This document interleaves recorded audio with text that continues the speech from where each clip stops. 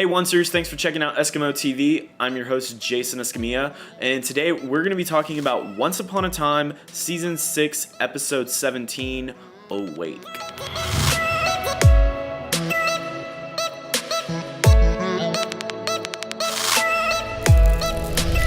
Before we dive into the episode, I really want to give you what my opinion is on Once Upon a Time at this point in the show.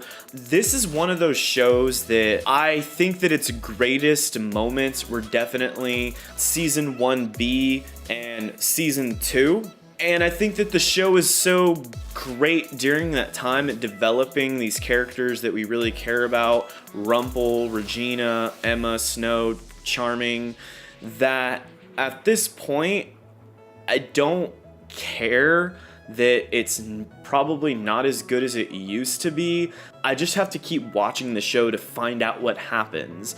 So this episode starts off in Neverland. I am a little confused as to why they came to Neverland, because they used the magic bean to take them to a portal to get the boat for Blackbeard, and from my understanding, the magic bean is supposed to take you wherever you think of, and so Hook was obviously thinking of coming to Storybrooke, so why Neverland? And if they were tricked into coming to Neverland, who decided that, and why Neverland out of all the places they could have gone? In this episode, we see a flashback before Emma arrived to break the curse, and we actually learned something really interesting that I didn't expect, and that was that Snow and Charming at some point had woken up and learned the truth about who they were, but they took Rumple's advice to go back under the curse so that way Emma could come back and save them.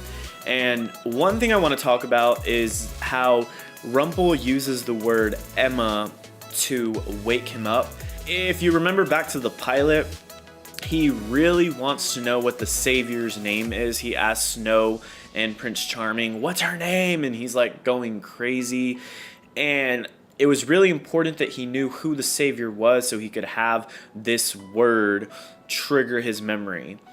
I thought that was interesting, but like, if he can have a word, like one word being mentioned, wake him up, can't he just have it to where he's not cursed at all? Or make the word something that is said all the time to where he's gonna wake up? And then the other thing I want to talk about is Rumple tells the Charmings to go under the curse and forget that all this happened. That way the Savior can come at a later time on her 28th birthday to save them from this curse. And one of the biggest themes in Once Upon a Time is destiny. Prince Charming and Snow White really buy into that, and maybe it's because they're from a fairy tale world where prophecies like that are very true, but I'm just trying to think, like, if a psychic were to tell me that my child was going to be the one to save this whole town, that could be true, but I don't know if I'm gonna actually risk my whole future and life based on this one psychic that could very well in fact be a crazy person, or could be someone deceiving them. And if chaos were to take place, I could try to figure out how to resolve that conflict during that time. And like, OMG, Regina, this is one of the problems I have with the show. She tells the whole group, I have a special way that we can bring them back to life. Why didn't you tell us that when the sleeping curse started episodes ago? Snow White and Charming are heroes.